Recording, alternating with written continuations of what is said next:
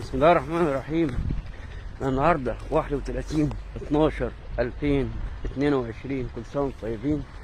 بنبحث في ارض طبعا زراعات القمح، وده طبعا الصنف ده المنزرع ده مصر 3.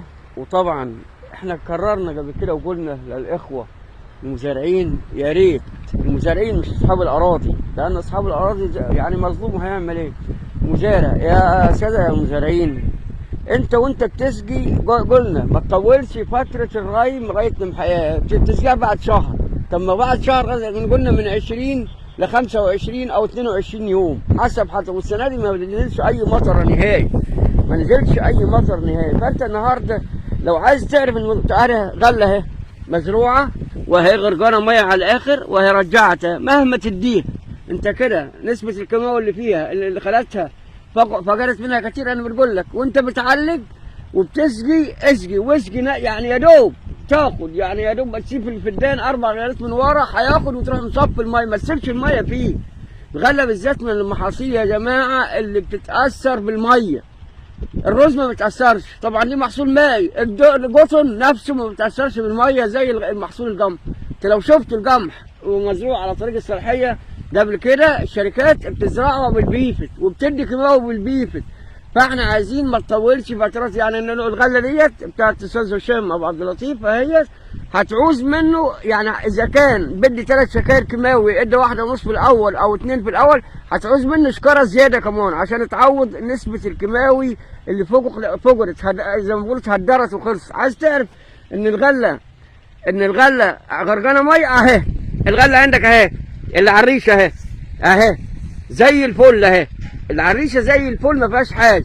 ليه؟ لان واخده ميه ناشئه وفي نفس الوقت زي الفل. ما احنا بنقول لك حتى لو انت اما تيجي تزرع غله وتلاقي الريح بتاع الارض طويل كده 4 5 بنانيج، يعني ايه بالبحرات كده بتحطهم من اول المشايه لغايه الخارج او المصرف، وبحيث ان يتصرف. لكن النهارده انا في الدنيا مش في مصفى ولا مصفى. دي غلط يا عم الريس. انت النهارده حاول تزرع بحيث تروي الغله ناشئه باذن الله. الغله دي هترد شام تبقى حلوه، بس من الارض تشن شويه او تنشف شويه، بس هتعوضها بشكاره كيماوي زياده. يعني اذا كانت انت بتدي 3 شكاير نشوف انت اديت قد ايه في الاول، وهتكمل الباقي في الرايه الثانيه، لان الغله من المحاصيل يعني انت اخلص من الكيماوي بتاعها في الرايه الثانيه اللي بعد النمحيات. إذا كنت بتدي 4 هتدي 3 هتدي 1 كمان زيادة، عشان لأن الغلة فقدت نسبة كبيرة من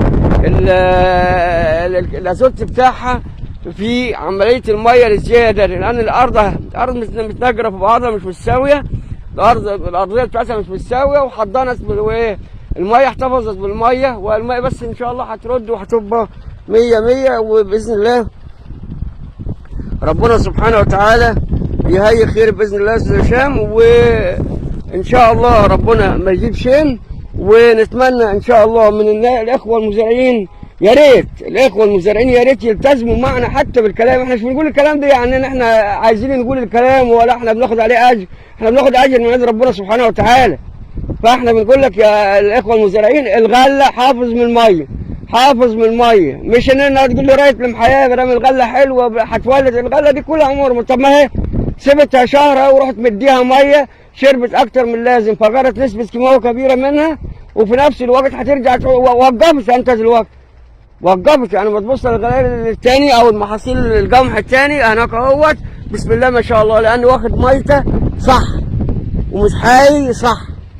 فيا ريت الاخوه المزارعين يلتزموا بمحصول القمح. دي بالنسبه لمحصول القمح، يا ريت الاخوه المزارعين يلتزموا بعمليه التسميد، ويا ريت ترمي الكيماوي قدام الميه.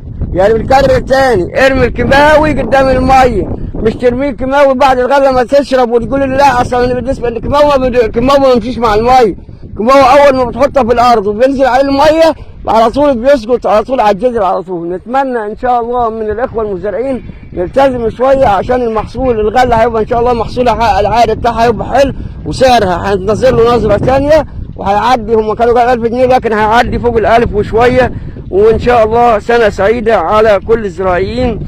طبعا الاستاذ ياسر عبد الفتاح مدير المكتب، وطبعا معالي وكيل الوزاره حسين طلعت، ومعاه ايضا طبعا الاستاذ احمد عساسي مدير عام للمكافحه، والاستاذ محمد بدران، واحمد الاستاذ احمد نجار، وكل الاخوه الموجودين، الاستاذ عابد ابو مرسي، كل الاخوه الموجودين المديريه. كل عام وانتم طيبين.